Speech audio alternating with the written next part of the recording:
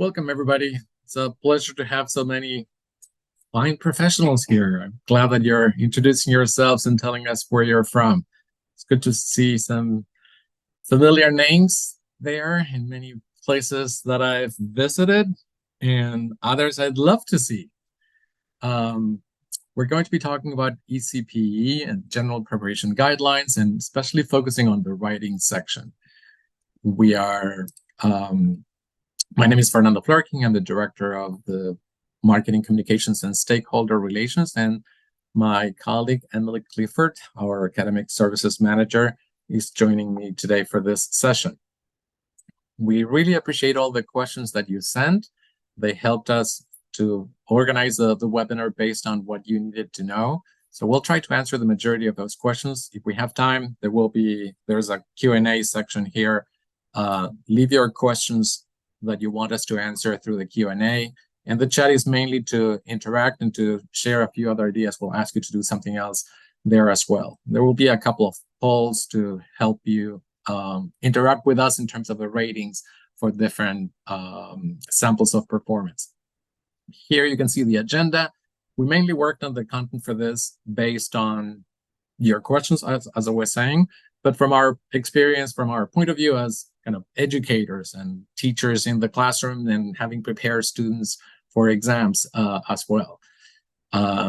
It's been a while since I've been teaching ECC preparation classes, but I've been involved in all the interactions with teachers for quite a while anyway. But it's a fun session, and I love ECP preparation in general. It brings me back to the time when I took ECP when I was, I don't know, some time ago. This is the agenda. We'll talk about the, wait, go back to the agenda for a second. We'll talk about the main level of proficiency expected for ECPE, which is C2, obviously. We'll talk about the different sections of the test, a very quick overview, and mainly focusing the majority of the webinar on writing. And we'll see a few samples of performance. You asked about several of those. So we'll see how it goes. We'll try to stay on time. We have a very experienced audience, and thank you again for all the questions and the information that you gave us.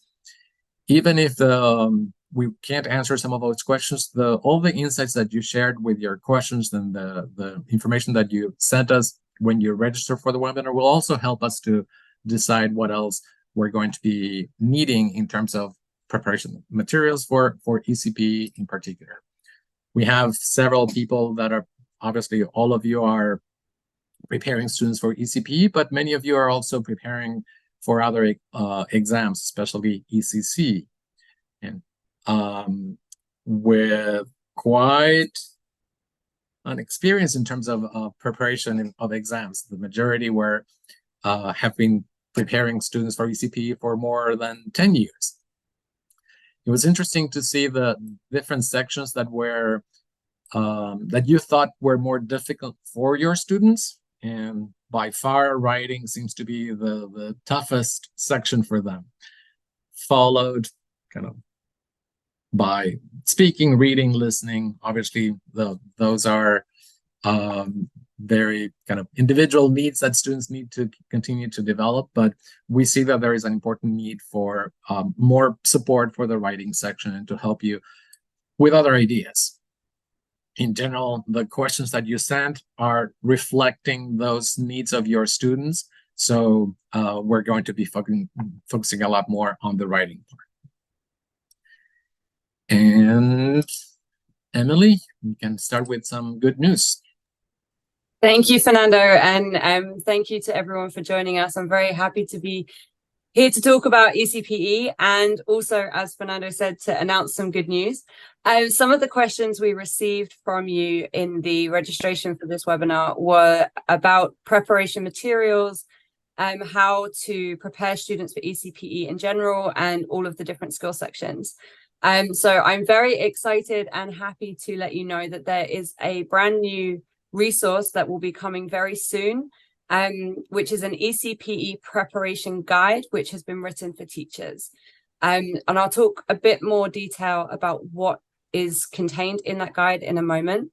But I also wanted to draw your attention to things we already have on our website that can be used for resources for ECPE preparation. And we would love to hear from you in the chat the main resources that you're using to prepare students for ECPE. Many of you have been teaching ECPE for a long time, so we'd love to know which materials you're using. On our website, you may or may not know, we have resource packs for writing, reading, and listening, which are all available for free download. And we have a list of publishers who have preparation materials published for our exams. And in more exciting news, in 2024, we will be releasing new sample tests for both ECCE and ECPE. So I'm very happy to announce that. So about the preparation guides, it's been written with you in mind, with our teachers in mind, and contains a lot of detailed information about the CEFR and the expectations for the C2 level, so the expectations for this exam, as well as lots of sample items for each section, lots of different sample questions, and some teaching and preparation tips for each of the sections and skills tested on ECPE. So that will be available for free download, a PDF document on our website at michiganassessment.org. I see some of you are already using our material online, so that's great to know. Thank you. So Fernando is going to talk a little bit now about the ECPE in general and the C2 expectations. So as you well know, ECPE was the first exam that Michigan Language Assessment, or actually the testing division of the English Language Institute of the University of Michigan at that point, started offering to the public. It's been offered since 1953, and it's a robust, secure, and reliable assessment of English proficiency at the C2 level of the CEFR. Several questions were about the level of difficulty, or what is expected of students at the C2 level, or for the ECPE in particular. And there's a lot of information you can find from the Council of Europe and all the publications about CEFR, about C2 level. There are some general descriptors here taken from the Council of Europe, from CEFR descriptors. And as you can see, users at the C2 level can display a mastery of a wide range of language. They can understand with ease virtually any kind of language, understand a wide range of long and complex texts, appreciating subtle distinctions of style and implicit as well as explicit meaning, and understand virtually all types of texts. They can summarize information from different oral and written resources, and can express themselves spontaneously, fluently, and precisely. And so if you're wondering whether your students meet these descriptions or not, you can use more of these descriptors and look into that. But that's basically how the ECPE is, what it is designed for, mainly to aim at this level, and those who pass ECPE are confirming that they demonstrated performance in all the different skill areas that are necessary to be able to show this level of command of language. Thank you, Fernando. So as I know many of you have been familiar with ECPE for quite some time, but we still wanted to go through each of the sections. There were some questions about preparation tips for each of the skill sections. So we'll go through that before we move into the writing. So for ECPE listening, there are 3 parts, 50 questions and 50 minutes, with short conversations, short talks, and finally discussions with multiple speakers. So you can see here the overview of the listening section. And from the audience, we were asked, how can I help students prepare for the listening section, as well as just some general tips for listening and how to succeed. So for listening preparation, it's really important at this level to discuss strategies with your students and how they're approaching the listening activities and allowing time for them to reflect on those strategies and how effective they are. They can discuss with each other. Perhaps one person is listening in a slightly different way or approaching the tasks in a different way. And it's great for them to collaborate and discuss those strategies and think about whether they're successful and how they can do things differently. With any listening activity, it's important to encourage active listening, making sure that learners have a clear goal for every activity they're doing, not just listening passively. Within ECPE, there are several sub-skills tested, global skills being listening for the main idea. And to practice these global listening skills, it's a great idea to use podcasts where you have 2 or more speakers discussing a topic, and have your students summarize the main points that were discussed, either orally or they can do that as a writing activity. For local skills, listening for detailed information, it can be helpful to find multiple passages where speakers are talking about similar topics, and then have your students review the similarities and differences that they heard in each of the different talks. They could use Venn diagrams for this, and that will help them focus on the specific details and the differences of how those details are presented. And the final sub-skill that we're going to talk about today is inferential, where students need to identify information that's not explicitly stated in listening. And an interesting way to prepare for this is for preparing passages where a decision is made in a situation, and have the students discuss why they think that decision was made and which clues or social cues led them to making those conclusions. So we'll move on to reading. Reading for ECPE has 4 parts with 70 questions and 55 minutes. For ECPE reading, there's a grammar section where students complete an incomplete sentence with words or phrases. There's the vocabulary section, similarly, an incomplete sentence followed by a choice of 4 words or phrases to complete it. There are 2 close passages which contain 10 deletions each. Each of these deletions is followed by a choice of 4 words or phrases, where they need to complete the text for both grammar and meaning. And finally, the reading passages. There are 3 reading passages followed by 6 comprehension questions. So from the audience, the questions we got around reading were around the time for reading, how to improve reading scores, how do we help to find an answer correctly, how to cope with reading strategies, and techniques for reading comprehension. So there's quite a lot to answer there. And because we're focusing on writing, we may not have time to go too in-depth on reading. Hopefully the preparation guide will provide you with additional activities and ideas for reading preparation. One of the most important things, I think, is to encourage independent reading.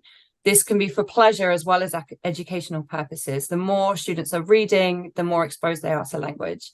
Have them discuss what they're reading, talk to them about it, have them review and reflect on the strategies that they use for reading, similar with listening.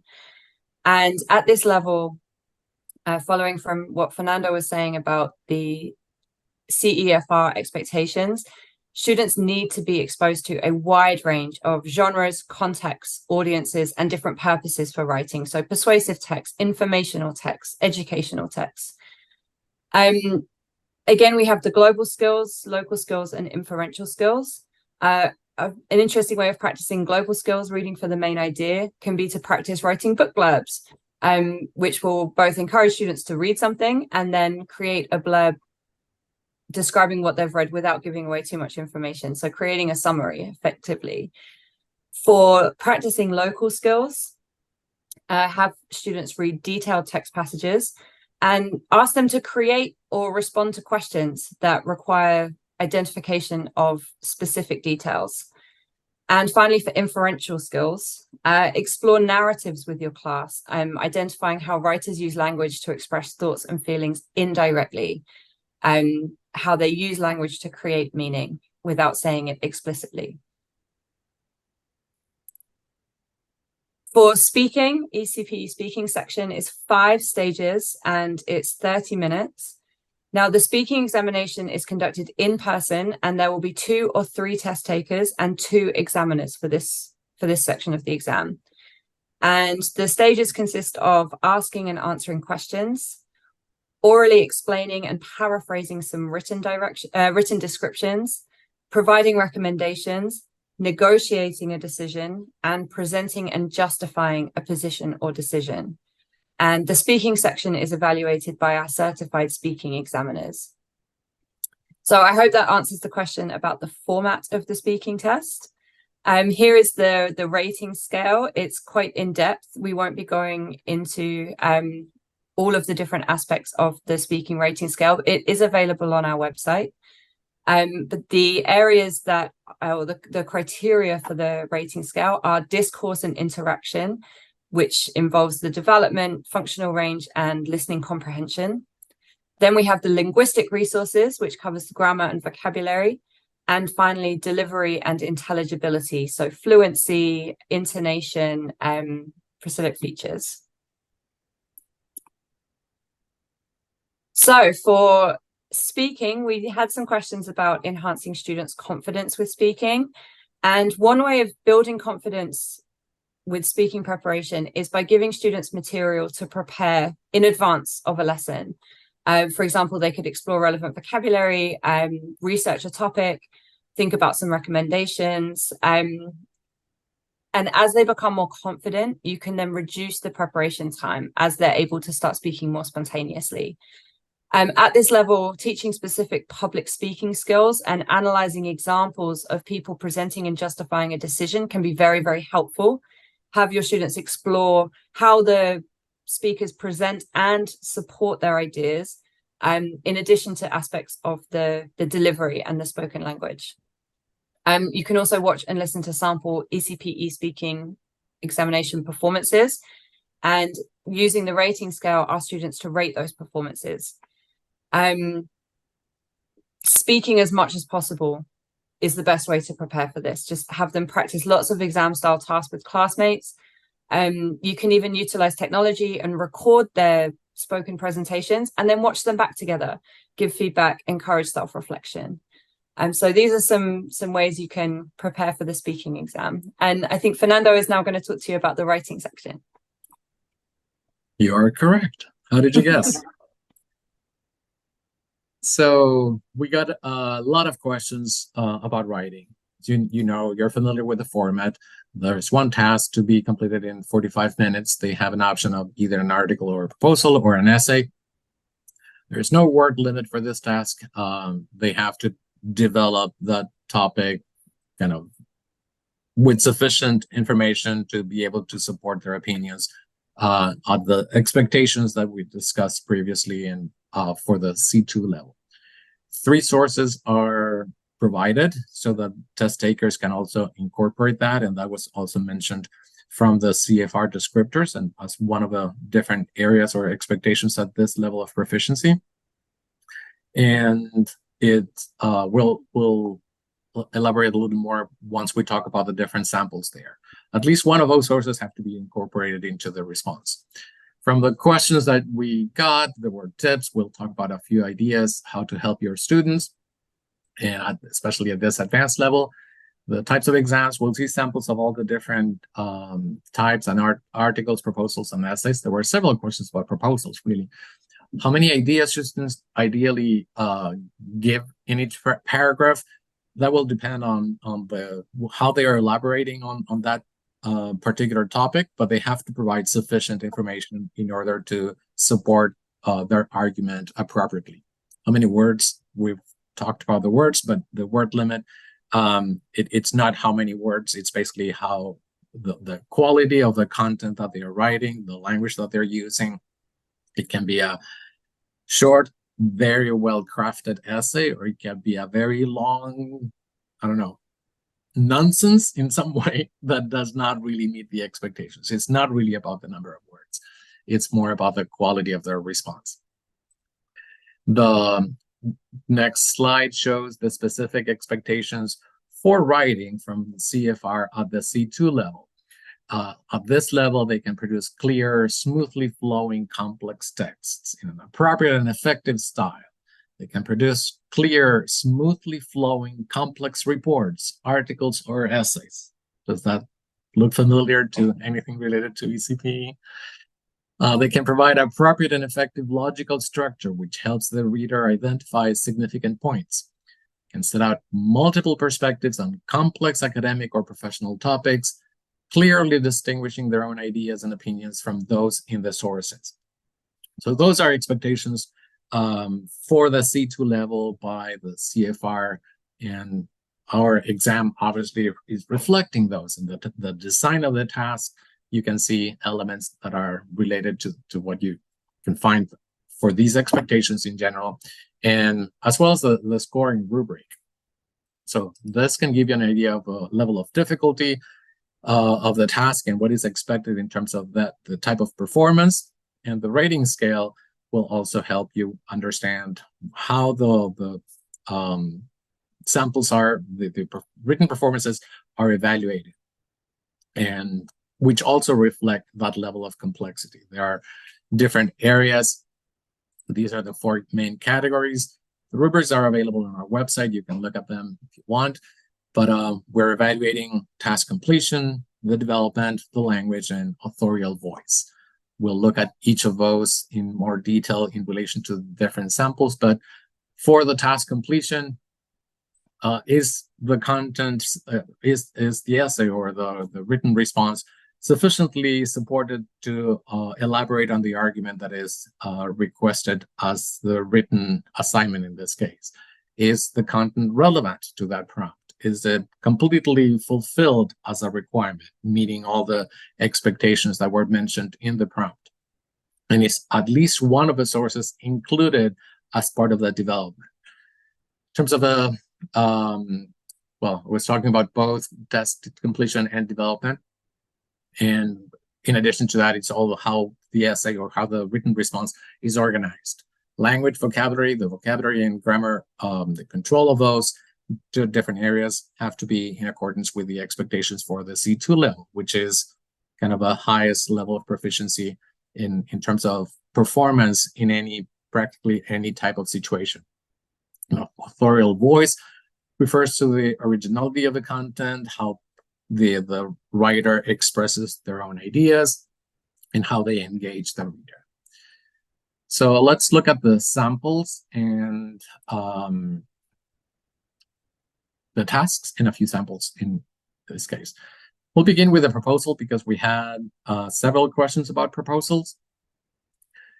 The prompt in itself, they will see 3 sources related to the topic that is going to be proposed as an assignment in this case. And that begins with a situation. In this case, some residents who live in a building downtown would like to rent their apartments to tourists who visit the city. Other residents of this building are concerned about this idea. Those are the viewpoints that are presented, and there are 2 different sides in some way. The task instruction is write a proposal to the building manager, evaluating those different options and explain what you think should be done. Include at least one piece of information given above to support your response. So you have the general situation that is presented, the different viewpoints that you have to elaborate on, the instruction to write a proposal to the particular audience, in this case is the building manager. You have to evaluate different options, and you have to make sure that the assignment, the response covers all these different areas. They have to explain what they think should be done, and they have to include at least one of those sources that are mentioned here, supporting the response. They cannot just be an isolated comment and something that I just took from here in order to include it as part of my response. So let's look at one of the first ones. You won't be responding in the chat. Don't write anything in the chat because it will give it away very quickly. We'll post a poll after we finish reading the entire sample, in this case, this first proposal. So don't make any comments on the chat for this one. So Emily will read it, and then I will launch the poll for you to evaluate what you think, whether this is highly satisfactory, satisfactory, or unsatisfactory. Can you read this one, Emily? Sure, thanks, Fernando. So the purpose of this proposal is to address a suggestion provided by residents. Some of them would like to rent their apartments to tourists who visit the city, and while this has downsides, there are several ways this will benefit them.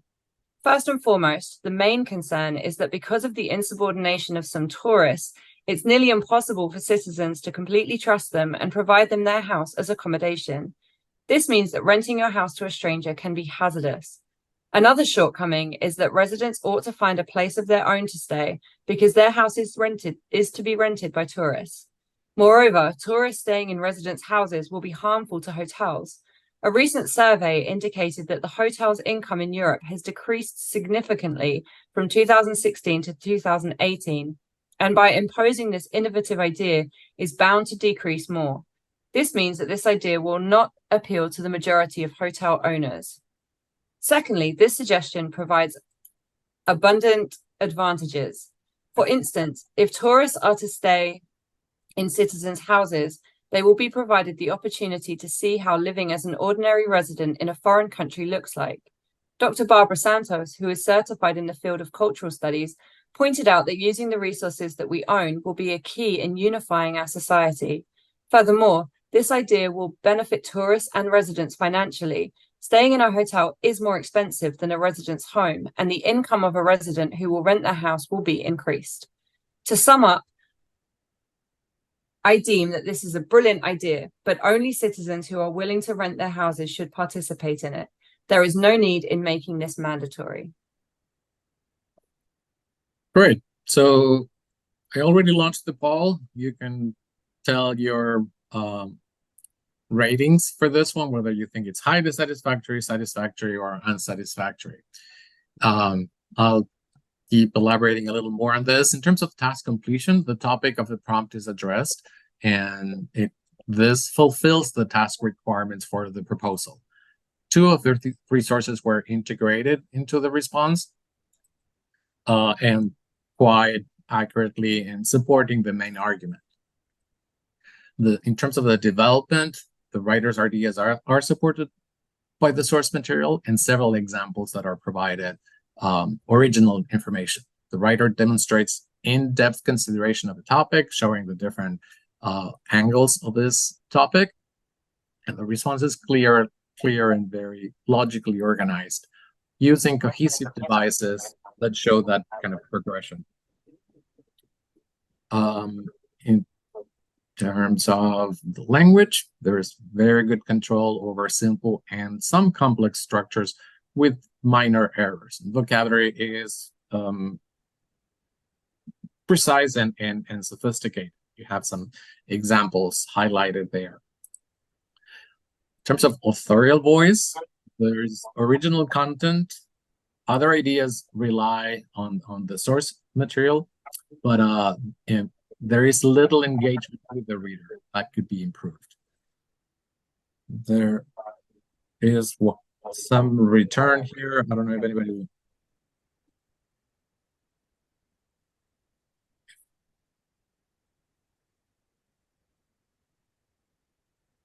Can you mute your mic, Emily, just in case? I don't know if it's your. And did that stop? Okay, so overall, this is high pass. The majority felt that this was highly satisfactory. There are some mistakes, but there are a few things that could be improved, but this is still meeting the expectations of a high pass for this case. So there were a few other questions from the audience about proposals. Models, we're showing you answers here. What has to be taken into consideration? Well, we described the different areas and comments on each of the 4 main categories to consider. And we'll look at a few things at the end of the webinar to consider for all different tasks in this case. Can students use bullet points, or do they need titles? That depends if it's necessary, if it contributes to that. But if they're using bullet points, it's not just to list a few ideas, or they have to elaborate and show their command of a C2 level of proficiency. So that is not a requirement. Sometimes they find some kind of titles or headings for different sections to be useful, but it's not necessarily something that they have to do. You saw this was didn't have any kind of section headings in any way, and it was a highly satisfactory response. Quotes be paraphrased. We'll look at those sources in a minute. There was something in the chat, and we'll talk about sources in a few slides. So the next sample that we have is an article. A local high school is planning to close its doors at the end of the school year and begin offering online instruction only. That is the situation. Many parents and students are concerned about this idea. Those are the different viewpoints that you will need to consider. Write an opinion article for the local community website discussing the impact of the high school's decisions and share your opinion about it. Include at least, that was a task instruction, and making sure that they come to get satisfactory evaluation that cover all those areas that are requested there. Include at least one piece of information given above to support your response. So really understanding the prompt and what is being asked in each of those cases is critical to know what they need to do in order to provide a satisfactory response. So taking some time to read the prompt is critical, and then thinking, outlining, preparing a little bit about their content. We'll have another poll coming up in a minute as Emily reads this one out loud, and then we'll have more comments. Good evening, everyone. I'm writing in the website to talk about my concern, and maybe your concern, about the close of the doors in the end of the school year. What is better for our children? The school suggests to give the instructions only online. In one hand, internet is everywhere in our lives, for everything, and it's very useful to learn things, to find some information you may not know, and it has different ways to use it. Everyone wants the best solution and way for our children to collect information from the school. So I believe that the internet creates new ways of connecting, allowing groups and relationships to form. The students this way, they will have the chance to see the lesson with a different way and more enjoyable, and help each other easily. They can watch videos and search more things about the lesson that the teacher teaching this day. They're going to help themselves about the essays they may have of the project or the project they may have, because the younger generation now is more into internet, so they will be more attractive to this because it's something new.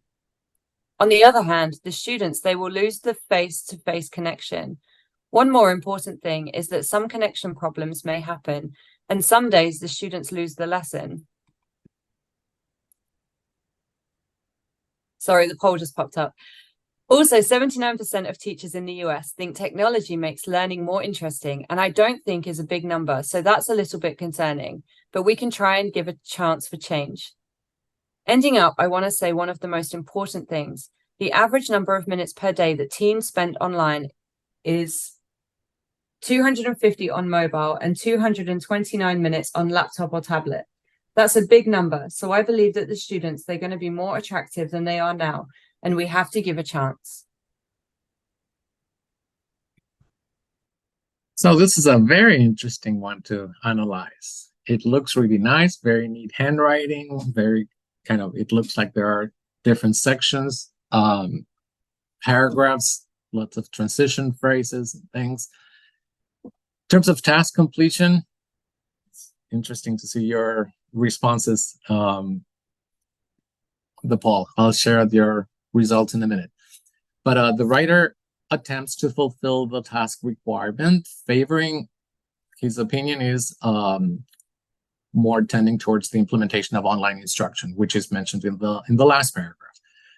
The three sources are really integrated into this response, but one at the beginning is used as the author's ideas. Can you go back to the previous slide, so we can show that one. No, the next, but there. If you see in the second paragraph, it says, I believe that the internet creates new ways of connecting, allowing groups and relationships to form. And you go back to the previous where the sources are mentioned. That's one of the sources, one of the quotes by Dr. Leslie Stokes. But the test taker basically used that idea as one of his own ideas. He didn't reference the fact that somebody else had mentioned that, and he was not using it as a source.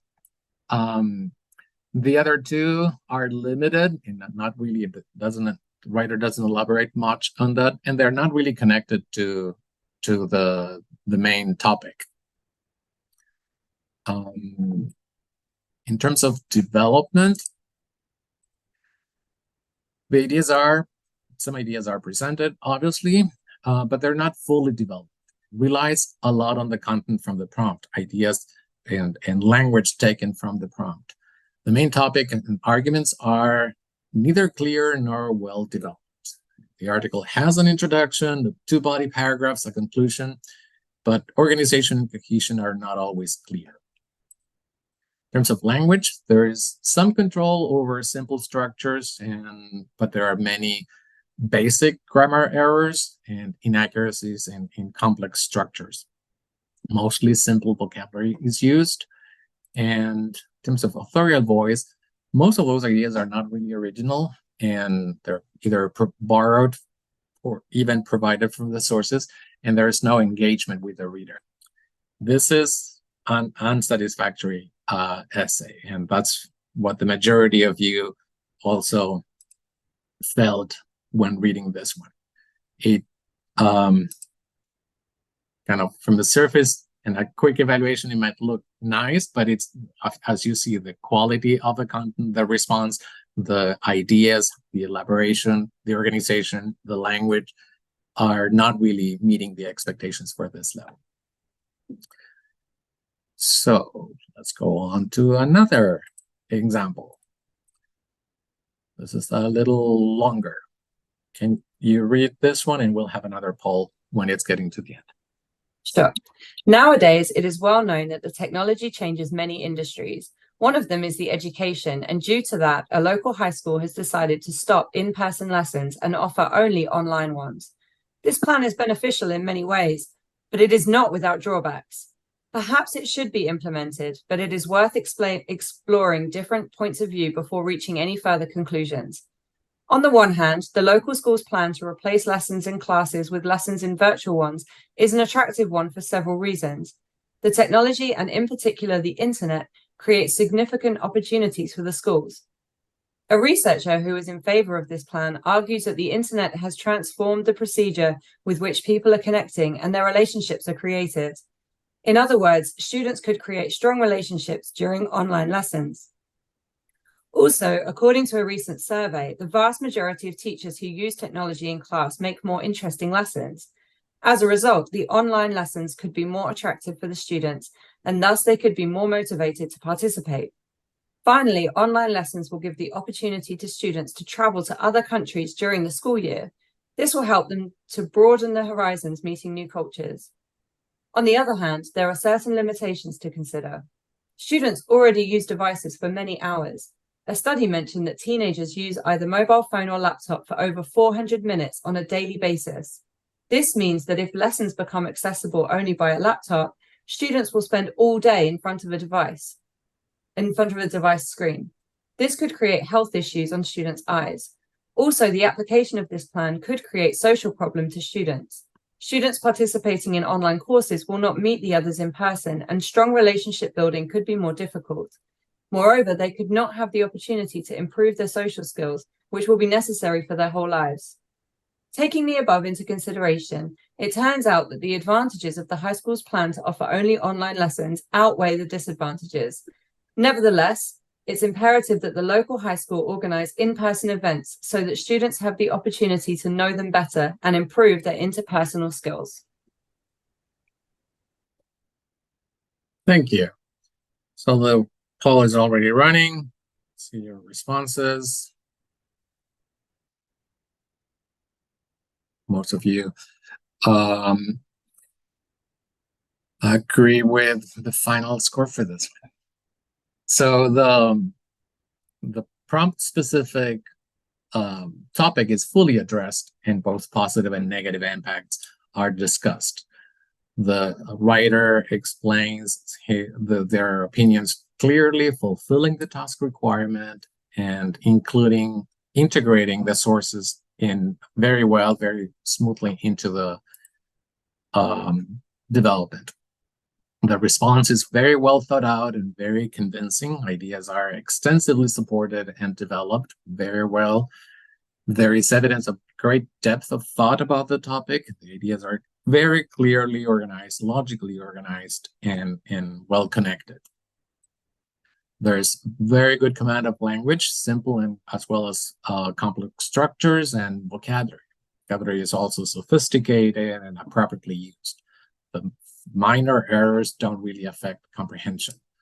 And there is mostly original content in this essay, and there are several efforts to engage the reader throughout the response. So this is a high pass, and that's what the majority of you agreed on. Also, good job. So a few other, here we saw a couple of examples. We started with a proposal, and then we saw an article, both highly satisfactory, and we saw an unsatisfactory performance as well. Let's look at some strategies to help students to develop ideas. And you're familiar with different types of brainstorming activities, and these are mostly classroom activities, not activities to do during the day of the test, but it's helping them to become familiar with how they can think about finding supporting information and organizing their ideas in order to elaborate a detailed essay. Asking why 5 times, that was a fun activity that I do in class, and you can present them with an idea, a topic, and showing them how they can keep elaborating on something. Students can be working in pairs based on a certain topic. The other person can keep asking why questions 3, 5 times in different ways. So that encourages the writer in this case to think about more responses and more information about the same topic and elaborating a little more deeply. Picking a topic of interest to students and then asking them about that topic from 2 different points of view, and then asking them to write 2 separate essays and trying to see if they can put themselves in writing from 2 different points of view.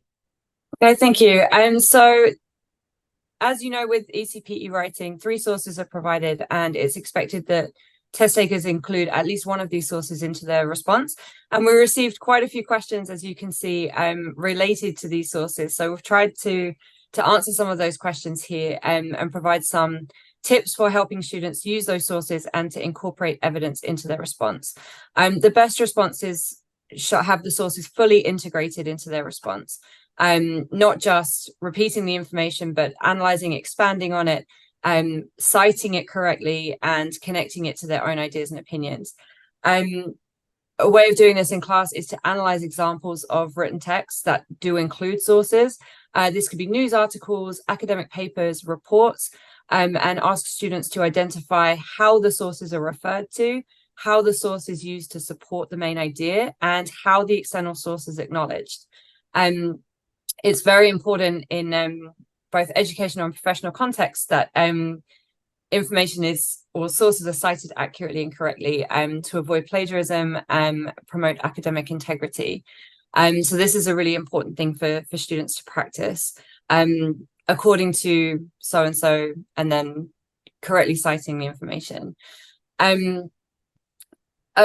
Engaging classroom activity you can do is provide paragraphs or essays that don't have sources included, and ask students to go out and find supporting evidence from external sources, finding the information themselves, and then adding it into an already written response. Similarly, you could give students a headline of a current event, ask them to go and find 5 sources of information to help them prepare a report on the topic, and help them integrate the sources into their writing to support the main idea they're trying to explain, not just added in, but really developed and explained and incorporated into their own ideas. We also, not just the sources, we received quite a few questions about authorial voice as a scoring category for ECPE writing. So authorial voice is about originality of the content, not just repeating information from the prompt, but coming up with their own ideas and engaging the audience. Things like using rhetorical devices and techniques, such as asking questions to get the reader thinking, appealing to the reader's emotion or sense of logic to really support the points that are being made. Personal examples are a great way to engage the reader and to help support and develop the ideas. Using descriptive words, vivid language, adjectives can help really clearly illustrate the points being made, and also using language that is appropriate to the attended audience. Maintaining a consistent register and tone that suits the topic, purpose, and audience for the writing task. We've seen from some of the examples that we went through, varying sentence structure, mixing short and longer, simple and complex sentences really creates interest for the reader and also demonstrates the student's linguistic abilities at the C2 level. To begin their writing, plan an engaging hook or an opening. Start with a thought-provoking question or an interesting anecdote that is relevant to the topic and will help the reader to think about their own experience, and end with a strong and effective conclusion. Again, a thought-provoking statement or perhaps a call to action when appropriate. These are all ways that writers can engage the reader as part of authorial voice. So we're going to move on to the essay. Yeah, I wanted to clarify. We can go back to the first samples. There were questions about which one was what. The first sample that we showed was an proposal. Easily switch to slide 26 or the end with the when it had slide 30 had the high pass. That was the first one was a proposal and it was high pass. The second one that we talked about was an article that was nicely organized, but it was unsatisfactory. It looked good, but it was not really, the quality was not appropriate. The next sample that we analyzed was an article that was a high pass, just to clarify. Okay, so, and now we're going to see an essay. In this case, you can read the sources at the top of a slide, and the essay says the task is, some people believe that the government should ban students under the age of 18 from working jobs so that they can focus more on their education. What positive and negative effects might this have on students? Write an essay addressing this topic and explain your opinion. Include at least one piece of information given above to support your response. So it's positive and negative effects of banning students under the age of 18 from working jobs so that they can focus on their education. And we'll have another poll as soon as Emily finishes reading this one. Okay, thanks, Fernando. Nowadays, more and more students stop school and they focus on other activities or work in jobs. This result has worried a lot of people who support that students should focus more in education. It is advocated that government should ban students under the age of 18 from working jobs for a variety of reasons. Initially, working during school has negative effects in the grades of students because they have not time to study at home. Thus, the essential knowledge has not been taken by students, and there will be a problem for them to find a job with good earnings in the future. Moreover, not only has not students high grades, but also they has not free time to hang out and have fun with their friends. That is something that the government cannot neglect. On the other hand, as far as the positive effects this have are concerned, students have the opportunity to earn their own money without the help of their family who may have financial problems. This comes to prove an economics professor, Dr. Cheryl Winters, who has reported that, quote, most students do not have any money in their savings accounts when they graduate, end quote. For this reason, they can work for making money and do what they want. Furthermore, if students work while they're attending on school, they gain a lot of significant information about how jobs are working and get experience for their next work in the future. Taking everything into account, pros outnumbered cons for all the aforementioned reasons, and each student should focus both on school and jobs because each of them given them something unique and vital for their lives. Thank you. And responses are coming in. See, most of you also agree with this. So the response addresses the prompt-specific topic, fulfills the task requirements, including discussing both positive and negative effects, and includes the writer's opinion. One source is used, but not fully integrated, and limited explanation of its connection to the essay is provided. The ideas are well supported and developed with some in-depth consideration of the topic. The essay is clearly and logically organized and uses transitional markers in to help with the connection of ideas between sentences and paragraphs. Language, the essay shows the writer's control of simple structures, but not as much of complex structures. Mostly simple vocabulary is used, and some attempts to use more sophisticated vocabulary do not fit naturally into the context of the essay. Yes. And overall, the content in the response is not too original. There are some attempts to engage with the reader. Overall, this is a satisfactory essay. It's not a highly satisfactory essay, but it has enough to make sure that the level of proficiency matches the expectations for this particular level. And the great majority of you agreed with that one as well. Thank you for your responses there. So we saw examples of proposals, examples of articles, and an essay here at different levels of proficiency. We already talked about including headings, not necessary. If they feel that they will help, it's fine, but it's mostly to make sure what it really has to flow well is the content and the different sequence of ideas that are presented in each paragraph throughout the whole body, and how the main response, the main opinion, the argument, how it is developed and organized. Do they have to state their opinion in both the introduction and the conclusion? Well, that depends. We saw different examples here of different approaches to refer to that.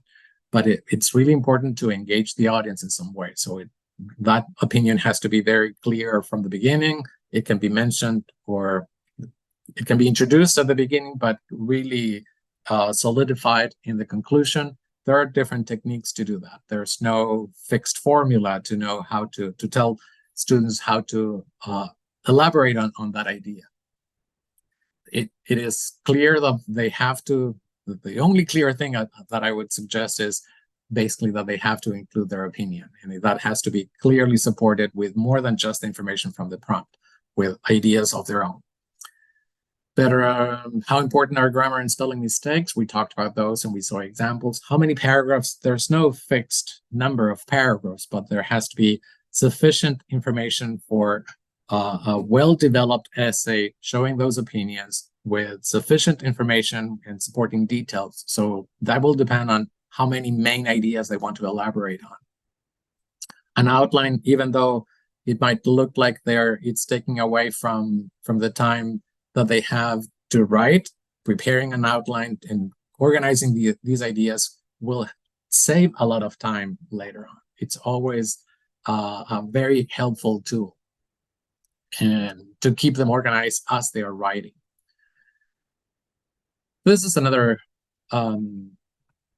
chart giving an overview of the different areas related to the scoring rubric and what we can do to help students to improve. There were several questions. How do students, what do students need to do in order to get a high pass or high scores in writing?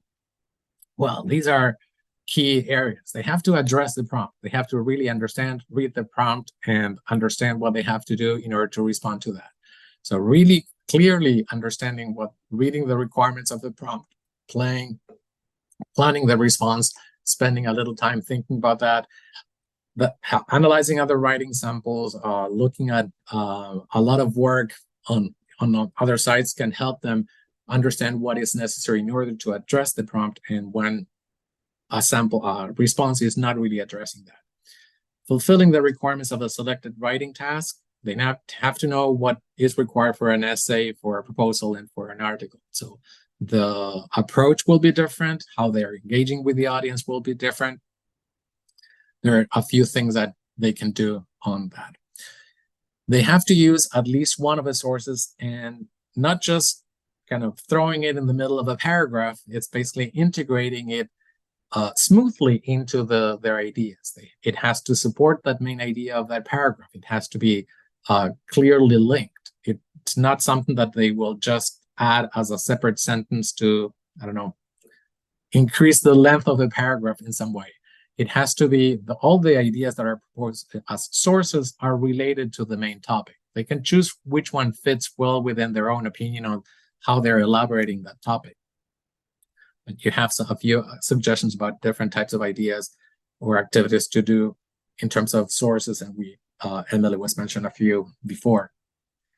They have to provide original ideas. They cannot just base their response on content from the prompt or language taking from the prompt and kind of working around the same idea more than once. They have to really find different main ideas that they're going to support and elaborate on. They obviously need sufficient support and details. If you move on to the next one, right.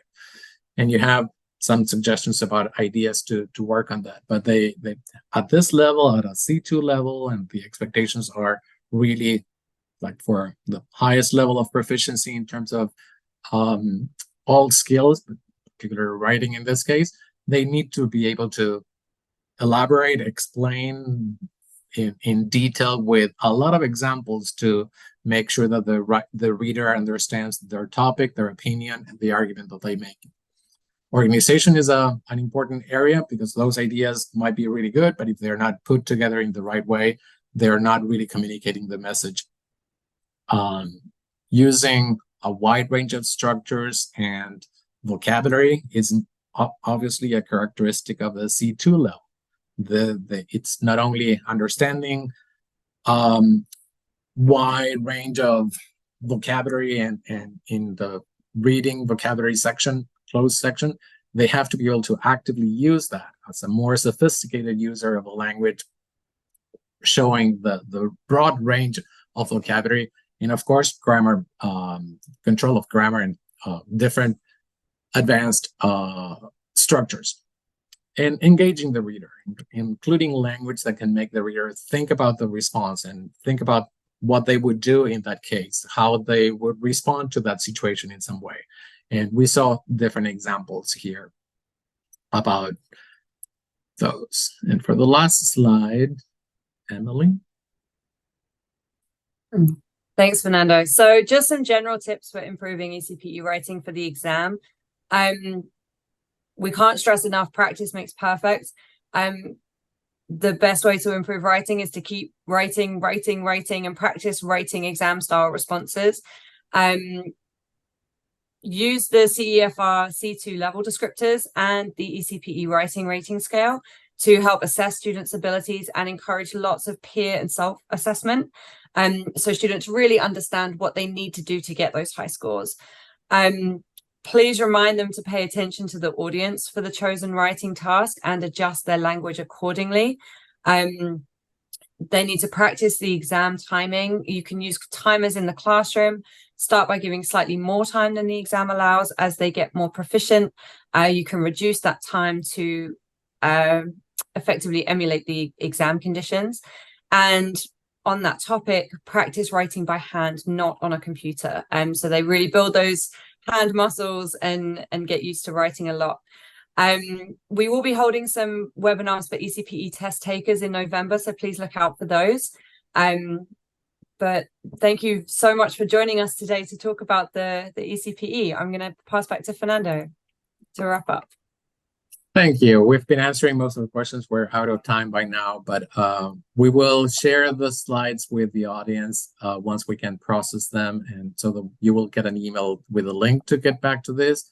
If you have any questions here, you have our contact information here. And you can also obviously reach out to the centers that are working with you and closely directly with you. So it was a pleasure. Thank you for spending this Saturday with us. Enjoy the rest of the weekend, and we hope to see you soon.